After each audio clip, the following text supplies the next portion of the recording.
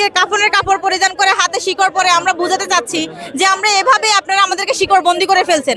আমরা শিক্ষিত সমাজ, আমরা শিক্ষিত হয়েছি, আমরা সম্পূর্ণ সব নিয়ম অনুসরণ করে আমাদেরকে আপনারা সুপারিশপ্রাপ্ত করেছেন। কিন্তু রাষ্ট্রপক্ষ থেকে ওনারা বলতেছে যে সকল বিধিমালা আইন বিধান অনুসরণ করে আমাদেরকে সুপারিশপ্রাপ্ত করা হয়েছে, কিন্তু বিচার বিভাগ আমাদের প্রতি যে অন্যায্য, যে অহেতুক, যে অন্যায় করতেছে সেটা আমরা বিগত 17 বছরে দেখেছি। আমরা এই বাংলাদেশে অন্তত এটা দেখতে চাই না। যদি আমাদেরকে বাদ দেওয়া হয় তাহলে কেন আমাদেরকে 6531 জনকে টিকাইছে? প্রথম ধাপ এবং দ্বিতীয় ধাপ চাকরি করতেছে। আমাদের চূড়ান্ত রেজাল্ট হয়েছে 4 মাস পার হয়ে গেছে, 5 মাস চলতেছে। আমরা 5 মাস 4 মাস যাবত আমরা এই কষ্ট করতেছি এবং ধৈর্য ধরে বসে আছি। সরকার আমাদের যে কোনো একটা ব্যবস্থা করবে। এখন সরকারের হাতে আমরা বন্দী হয়ে গেছি। সরকার যে কোনো মুহূর্তে ইচ্ছা করলে আমাদের যোগদানপত্র হাতে দিতে পারে। 24 দিন আমরা এইভাবে রাজপথে পড়ে আছি। সামনে রমজান মাস, আগামীকালকে আমাদের শুনানি আছে, প্রথম রমজান।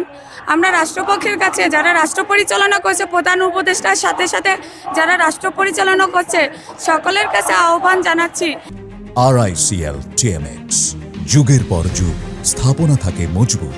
যে এই রমজানের মধ্যে আমরা এভাবে মশাল মিছিল, পুলিশের অত্যাচার এগুলা নিয়ে বসে থাকতে পারবো না। কারণ আমাদের একটা পরিবার আছে, পরিবারের দায়িত্ব আমাদের কাঁধে আছে।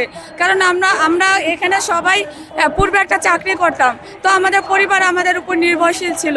আমরা চাচ্ছি আগামীকালকে যারা বিচার বিভাগ এবং রাষ্ট্রপক্ষ মিলে আমাদের বিষয়টা সমাধান করে আমাদের পরিবারের কাছে আমাদের যাওয়ার সুযোগ করে দিবেন। আশা করি সরকার আমাদের উপর আরো বিচার করবে না। যেহেতু একটা রায় দিয়েছিল স্থগিত, এর উপর আবার আপিল করা হয়েছে।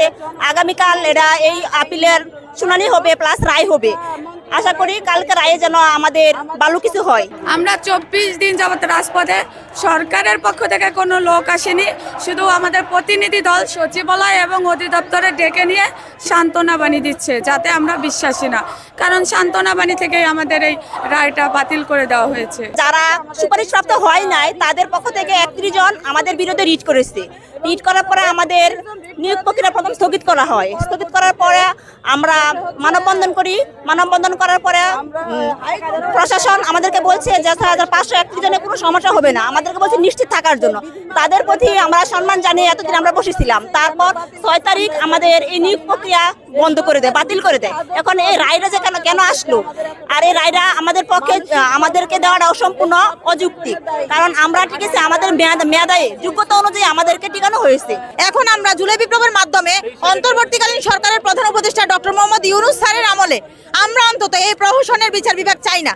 আমরা ওনাকে জানান দিতে চাই যে স্যার, শুধুমাত্র স্বৈরাচারের আমলে নয়, বর্তমান সময়ে, বর্তমান প্রেক্ষাপটে এখনো বিচার বিভাগ স্বাধীন হয় নাই।